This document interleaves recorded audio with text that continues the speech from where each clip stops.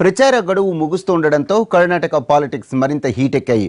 రైతులు, మహిళా సంక్షేమమే ప్రధాన అజెండాగా మేనిఫెస్టో రిలీజ్ చేసింది బీజేపీ. ఇందులో కొత్త విషయం ఏమీ లేదంటూ కౌంటర్ ఇచ్చింది కాంగ్రెస్. ఇక ఇవాళ తుముకూరు, గదగ్, శివమొగ్గ, మంగళూరులో సుడిగాలి పర్యటన చేయనున్నారు ప్రధాని మోడీ.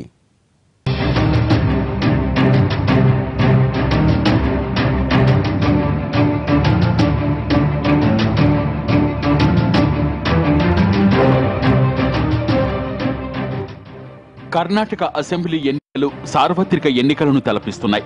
పోటాపోటీ హామీలు, విమర్శలు, ఆరోపణలతో రాజకీయం వేడెక్కింది.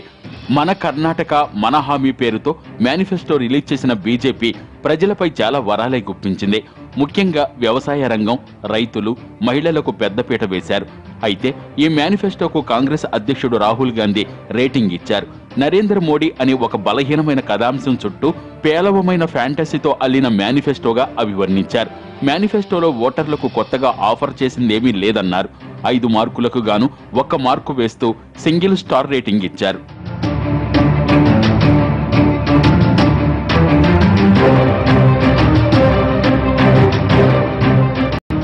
అటు కర్ణాటకలో విజయం బీజేపీదేనంటూ మరోసారి ధీమా వ్యక్తం చేశారు ప్రధాని నరేంద్ర మోడీ. బీజేపీ మహిళా మోర్చా కార్యకర్తలతో నమో యాప్ ద్వారా మాట్లాడారు మోడీ. దేశంలో మహిళా నేతలకు అత్యధిక ప్రాధాన్యం ఇస్తుంది బీజేపీ ప్రభుత్వమేనని అన్నారు. కేంద్ర మంత్రులు సుష్మా స్వరాజ్, నిర్మలా సీతారామన్ కు కర్ణాటకతో మంచి అనుబంధం ఉందన్న మోడీ అక్కడ కమలం జెండా ఎగరడం ఖాయమన్నారు. కాంగ్రెస్ వైఫల్యాలను ఎండగట్టాలని మహిళా కార్యకర్తలకు సూచించారు.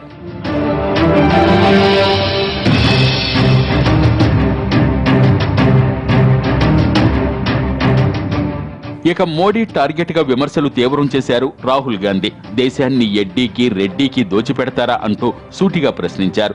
చేతిలో పేపర్ లేకుండా 15 నిమిషాలు మాట్లాడాలన్న ఛాలెంజ్ ను స్వీకరిస్తున్నట్లు ప్రకటించిన రాహుల్ సిద్ధంగా ఉండండంటూ మోడీకి సవాల్ విసిరారు. ప్రతిపక్షాల విమర్శలతో కర్ణాటక ఎన్నికల ప్రచారం నుంచి యూపీ సీఎం యోగి ఆదిత్యనాథ్ అర్ధంతరంగా వైదొలిగారు.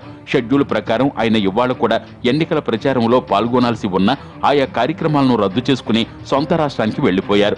ఇసుక తుఫాన్, భారీ వర్షానికి యూపీలో చాలా మంది చనిపోయారు. దీంతో యూపీలో ప్రజల ప్రాణాలు పోతుంటే సీఎం ఇక్కడేం చేస్తున్నారంటూ సిద్ధరామయ్య ప్రశ్నించారు. ఆయనకు అఖిలేష్ యాదవ్ జత కలిశారు. సీఎం సొంత రాష్ట్రానికి రావాలని, లేకుంటే అక్కడే ఒక మఠాన్ని కట్టుకుని ఉండిపోవాలంటూ ట్వీట్ చేశారు. యూపీ కాంగ్రెస్ నుంచి కూడా ఇలాంటి విమర్శలే రావడంతో యోగి హుటాహుటిన తిరుగు పయనమయ్యారు.